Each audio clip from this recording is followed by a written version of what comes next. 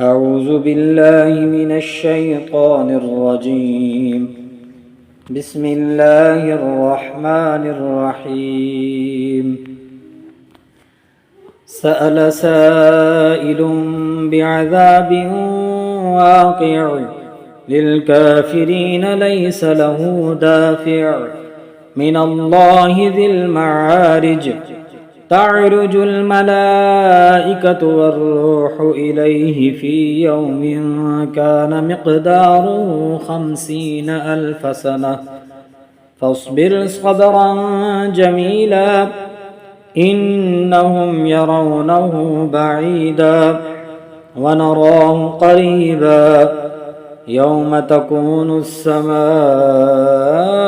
كالمهل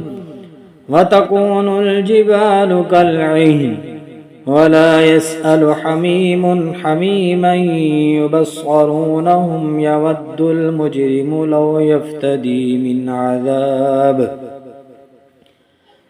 يفتدي من عذاب يومئذ ببنيه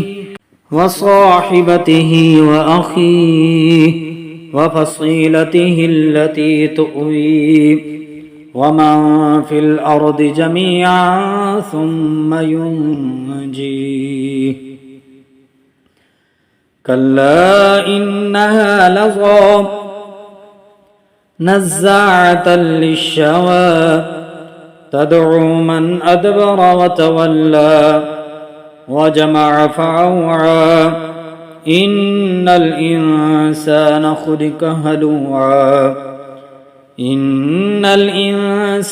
خلق هلوعا إذا مسه الشر جزوعا وإذا مسه الخير منوعا إلا المصلين الذين هم على صلاتهم دائمون والذين في أموالهم حق معلوم للسائل والمحروم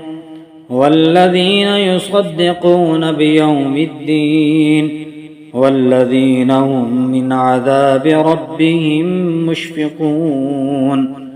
إن عذاب ربهم غير مأمون والذين هم لفروجهم حافظون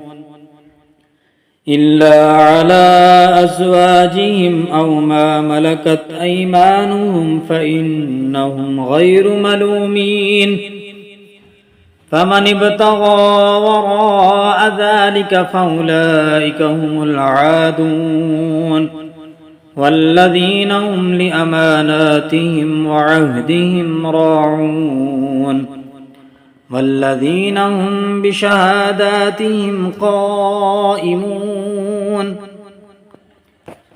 والذين هم بشهاداتهم قائمون والذين هم على صلاتهم يحافظون أولئك في جنات مكرمون فما للذين كفروا قبلك مهطعين عن اليمين وعن الشمال عزين أيطمع كل امرئ منهم أن يدخل جنة نعيم كلا إنا خلقناهم مما يعلمون فلا أقسم برب المشارق والمغارب إنا لقادرون على